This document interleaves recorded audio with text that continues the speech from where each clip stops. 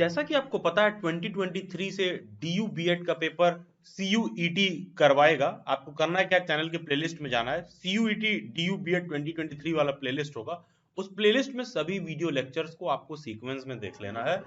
जो भी CUET को लेकर eligibility criteria, syllabus, paper structure या पिछले पास्ट के कुछ मंथ ईयर में जो भी DU बीएड में कंसेक्यूटिव ईयर्स में चेंजेस हुए हैं, वो सारा अपडेट एकदम ढंग से आपको देखने के लिए मिलेगा। Not just syllabus, along with good preparation strategy, course, mock test, जैसी आपकी आवश्यकता हो सभी तरह के रिसोर्स मटेरियल और फैसिलिटीज आपको अवेलेबल होंगे। चैनल के प्लेलिस्ट में वहां आप देखोगे अलग अलग तरह का सिलेबस वाला स्ट्रक्चर शो कर रखा होगा।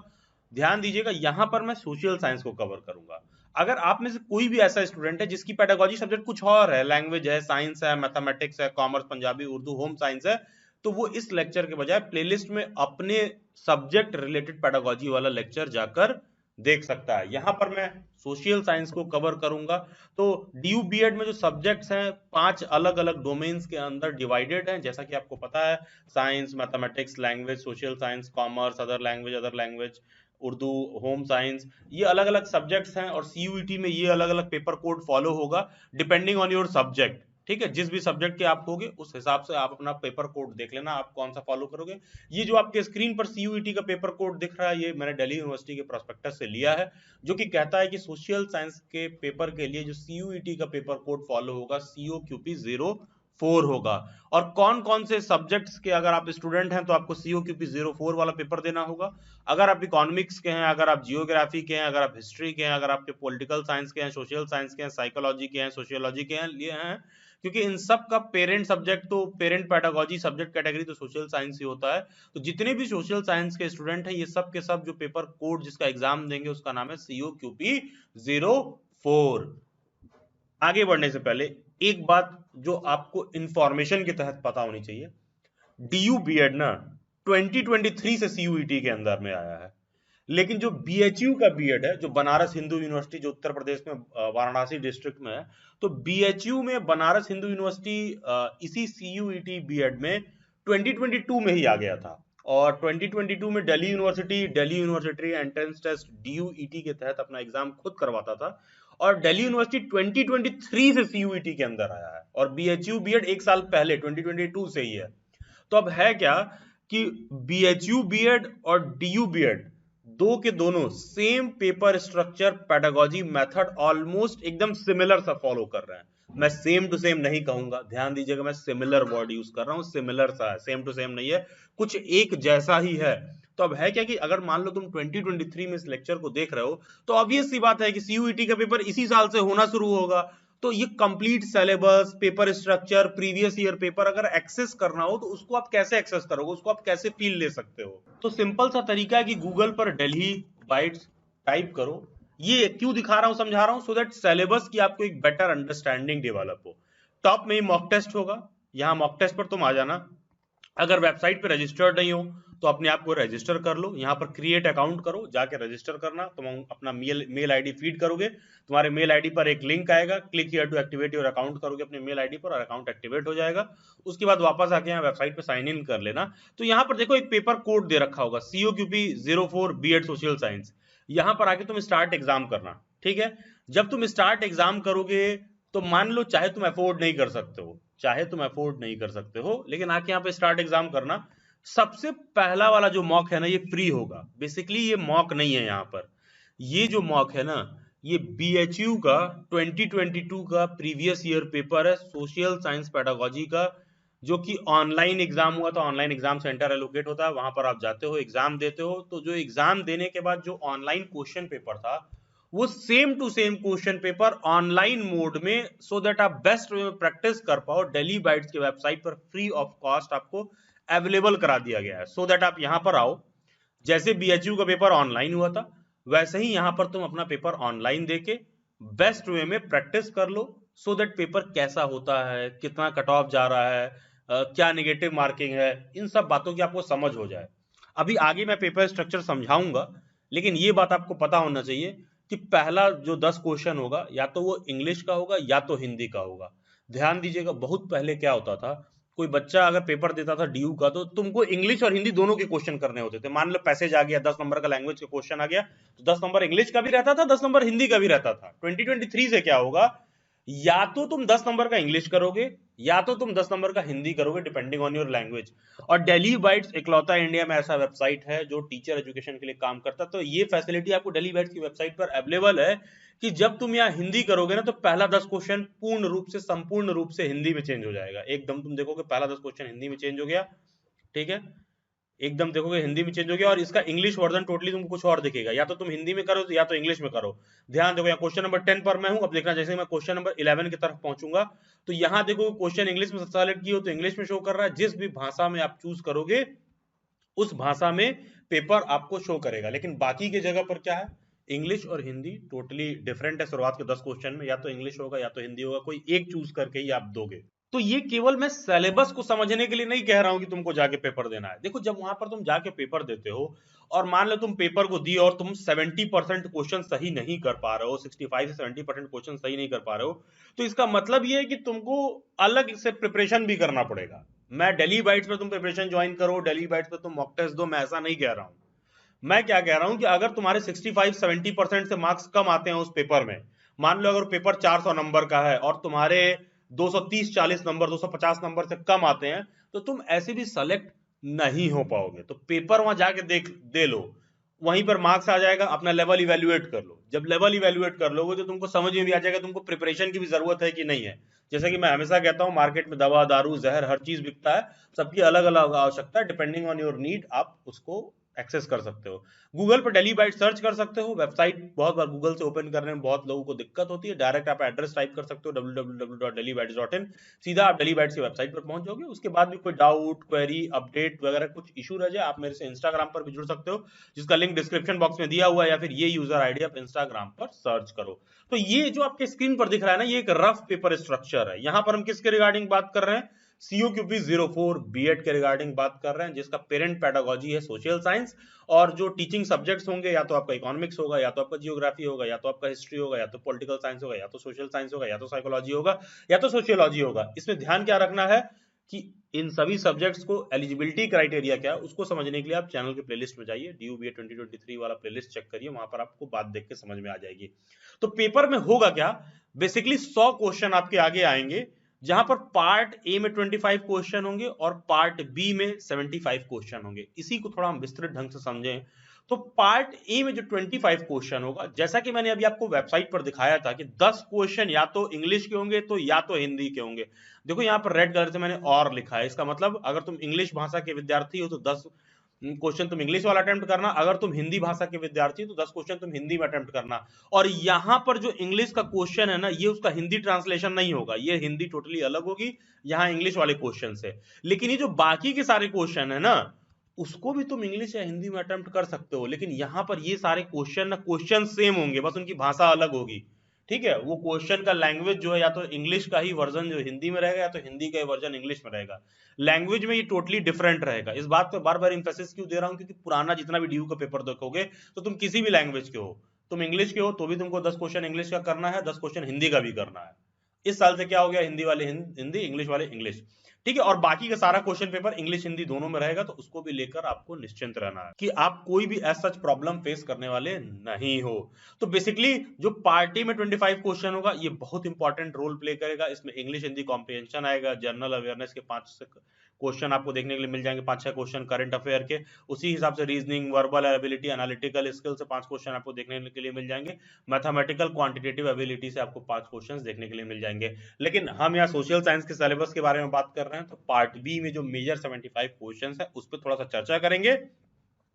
तो देखो, चाहे पेपर सोशल साइंस का हो, 5 क्वेश्चन ये लोग साइंस, होम साइंस का भी पूछ देते हैं, 5 से 6 क्वेश्चन लुढ़कते हुए आ जाता है पेपर में, उसके लिए आप रोक नहीं सकते हो।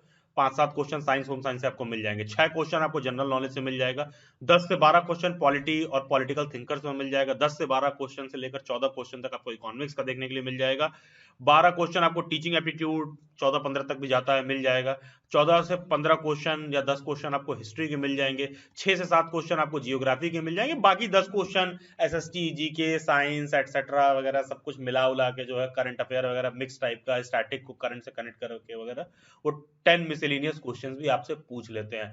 थोड़ा सा डिटेल में समझेंगे कि वहां जो हिस्ट्री लिखा हुआ है पीछे, जिससे 10 से 12-15 क्वेश्चन आते हैं, उसमें हिस्ट्री में तुमको क्या पढ़ना है।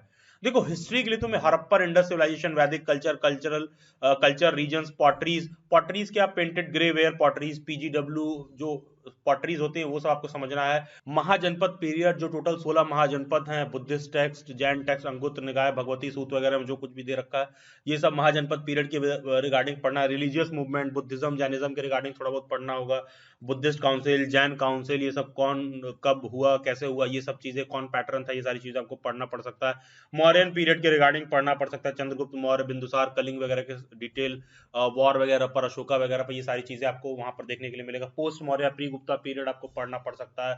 संगम पीरियड आप पढ़ोगे, गुप्ता डायनेस्टी के रिगार्डिंग आप पढ़ोगे, post Gupta period Harshvardhan dynasty के रिगार्डिंग आप पढ़ोगे, 607 647 एडी के अराउंड जो सारी चीजें थी वो पढ़ोगे। फिर सल्तनत पीरियड पर आपको थोड़ा सा एम्फेसिस देना है। साउथ में at the same time Vijayanagar empire, Saluva, Tuluva, Aravidu, इन सब अलग अलग डायनेस्टीज के रिगार्डिंग पढ़ना है। कृष्णदेवराय के रिगार्डिंग पढ़ना है। रिलीजियस मूवमेंट्स पढ़ने हैं, भक्ति पीरियड के रिगार्डिंग पढ़ना है, कुछ मुगल पीरियड पढ़ना है, और फिर लास्ट में मॉडर्न इंडिया पर कम एम्फेसिस देना है। मॉडर्न इंडिया से बहुत ज्यादा क्वेश्चन लोग नहीं पूछेंगे। एडवेंट ऑफ यूरोपियंस, ब्रिटिशर्स, ये सारी चीजें टॉपिक्स आपको पढ़नी है। तो जो आपके स्क्रीन पर शो कर रहा है ये टोटल 15 मेजर टॉपिक हैं। एक दो टॉपिक और भी एक्स्ट्रा हो सकता है, लेकिन इतना मेजर टॉपिक हिस्ट्री से आपको, सोशल साइंस में अपने आपको प्रिपेयर्ड रखना है। And now the same goes for Indian polity and political thinkers. ध्यान देना, पॉलिटी के साथ मैंने पॉलिटिकल थिंकर्स का नाम यहाँ पर अलग से मेंशन कर रखा है, क्योंकि पॉलिटिकल थिंकर से ये लोग ठीक ठाक क्वेश्चन पूछते हैं। इसमें आपसे evolution of Indian constitution making and constituent assembly, ये आपसे पूछ सकता है। Preamble, parts, articles, schedules and amendments जितने सारे कॉन्स्टिट्यूशन में, वो सब आपसे पूछ सकता है। फेडरल एंड यूनिटरी फीचर्स पूछ सकता है। सेंटर स्टेट के रिलेशन के बारे में पूछ सकता है। फंडामेंटल राइट्स पूछ सकता है। पार्ट 3 ऑफ द कॉन्स्टिट्यूशन, कितने फंडामेंटल राइट्स है, क्या क्या अलग अलग फंडामेंटल राइट्स है। फंडामेंटल ड्यूटीज पूछ सकता है आपसे। Part 4A of the constitution, article 51A के रिगार्डिंग आपसे पूछ सकता है, क्योंकि ये फंडामेंटल ड्यूटीज के अंदर आ गया। इनफैक्ट टोटल 11 फंडामेंटल ड्यूटीज हैं। तो जैसे मान लो 11th वाला फंडामेंटल ड्यूटी में राइट टू एजुकेशन से रिलेटेड है, कि it is responsibility of the society and parents की एक 6 to 14 ईयर्स का जो चाइल्ड है उसको बेसिक एजुकेशन मिले। तो कहने का सेंस है कि ये एक छोटी सी जो फंडामेंटल राइट्स और ड्यूटीज से रिलेटेड बात है। इट्स नॉट कि जस्ट तुम घुसोगे, फंडामेंटल ड्यूटीज पढ़े और राइट्स पढ़े, क्या मतलब होता है, गूगल पर डेफिनेशन पढ़े, यूट्यूब पर 2-4 वीडियो देखे, निकल लिए, नहीं। उससे रिलेटेड उसके अंदर से बहुत सारे क्वेश्चन आ सकते हैं, जैसे कि मैंने आपको फंडामेंटल ड्यूटी का एग्जांपल दिया। फिर basic definitions of unicameral, bicameral, federalism, justice system. Bicameral में क्या, अब देखो जहां पर 2 हाउसेज हैं, तो इंडिया के 6 ऐसे स्टेट्स हैं जहां पर लेजिस्लेटिव काउंसिल के साथ साथ लेजिस्लेटिव असेंबली भी है। तो उन सब टॉपिक से कुछ क्वेश्चन आपसे पूछ सकता है। कुछ यही पूछ देगा कि मैक्सिमम कितने मेंबर हो सकते हैं लेजिस्लेटिव काउंसिल में, क्या मैक्सिमम जो है कॉम्पोजिशन होता है, कैसे लेजिस्लेटिव काउंसिल का कॉम्पोजिशन होता है। किसी क्वेश्चन को कठिन करना हो तो इससे कुछ रिलेटेड इस तरह से क्वेश्चंस आपसे आ सकते हैं। Understanding of polity, democracy and modern political thoughts, political thinkers like Immanuel Kant. Kant बहुत इंपॉर्टेंट है पॉलिटिकल थिंकिंग में, कांत का थ्योरी बहुत इंपॉर्टेंट है। Karl Marx, Antonio Gramsci, Hegel, Ginsberg, Laski, William Blackstone etcetera, इन सब से क्वेश्चन पूछ सकता है। बेसिक अंडरस्टैंडिंग होनी चाहिए आपको रशियन और फ्रेंच रिवॉल्यूशन की। क्यों होनी चाहिए रशियन एंड फ्रेंच रिवॉल्यूशन, ही क्यों यहाँ पर लिखा गया है? सिंपल सी बात है, Russian revolution was first of its kind true revolution, complete revolution. फिर फ्रेंच रिवॉल्यूशन क्यों? जैसे इंडिया का तुम प्रीएम्बल देखोगे तो लिबर्टी, इक्वालिटी, फ्रेटर्निटी, इन सब चीजों के रिगार्डिंग मेंशन्ड है। भारत का संविधान लिबर्टी, इक्वालिटी, फ्रेटर्निटी के प्रिंसिपल्स को अपनाता है। तो प्रिंसिपल कहां से आया है? फ्रेंच रिवॉल्यूशन से आया है। तो इसलिए वो पॉलिटी में पॉलिटिकल थिंकर्स वगैरह से कनेक्ट करके आपसे रशियन और फ्रेंच रिवॉल्यूशन, ये सारी चीजें आपसे पूछ रहा है। इकोनॉमिक्स में economic growth and economic development, national income, money and banking, determination of income and employment, open economy, macro economics.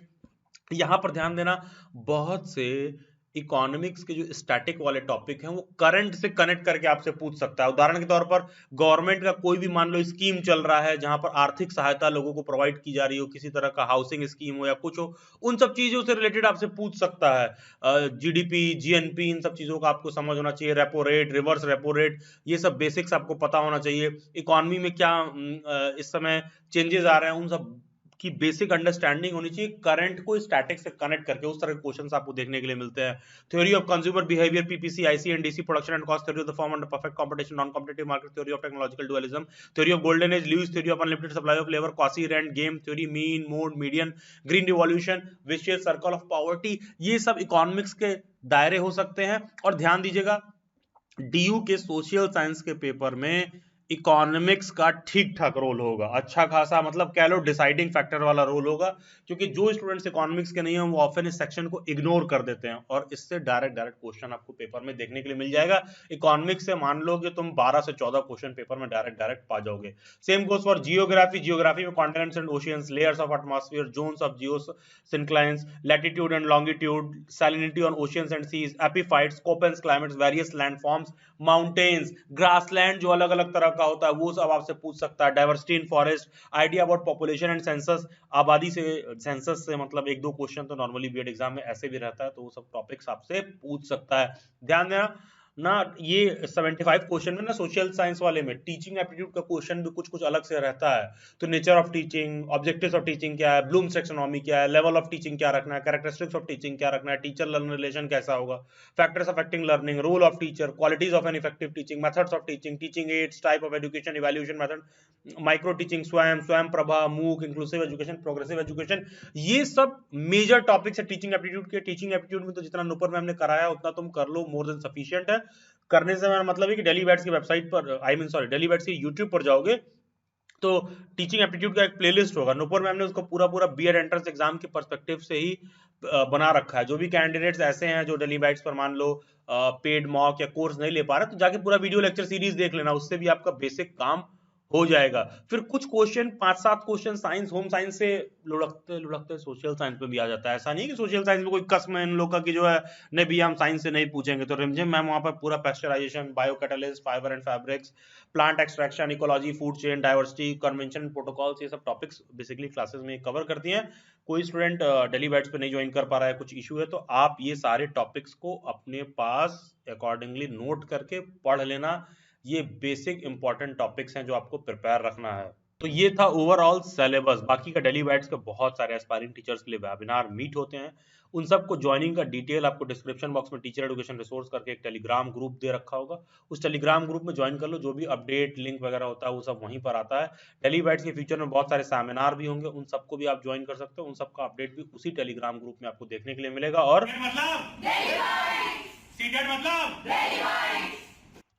बाकी का पेपर का थोड़ा मार्किंग स्कीम समझ लेते हैं। देखो पेपर में टोटल 100 क्वेश्चन आएंगे आपको, ये जो टॉपिक्स मैंने दिखाया है इन सभी टॉपिक्स को मिला के पेपर में टोटल 100 क्वेश्चन आएंगे।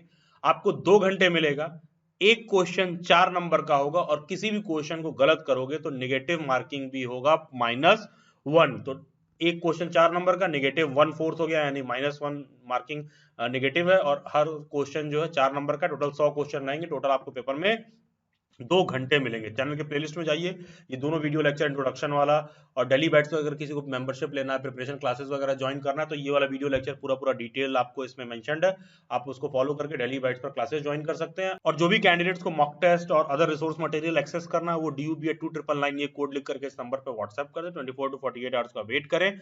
पेमेंट करने के बाद पेमेंट सेटलमेंट के लिए भी 24 to 48 आवर्स का वेट करना है, बिना पैनिक किए कि कोई फ्रॉड हो जाएगा, इन सब फालतू बातों में इन्वॉल्व हुए बिना सीधे कोड लिख के इस नंबर पर सेंड करिए, 24 to 48 आवर्स का वेट करिए। व्हाट्सएप हैंडलर आपको पेमेंट का लिंक सेंड करेंगी, पेमेंट करने का 24 to 48 आवर्स लगेगा। ये सारे रिसोर्स मटेरियल का एक्सेस आपको डेली बैट्स की वेबसाइट पर दे दिया जाएगा। और ये सेमिनार वेबिनार बहुत जल्द बहुत सारा डेली बैट्स से कंडक्ट होने वाला था। टीचर एजुकेशन रिसोर्स वाला टेलीग्राम ग्रुप जरूर से ज्वाइन कर लेना, subscribe to daily bats, stay tuned, stay updated, do comment reviews. God bless you all and have a nice day.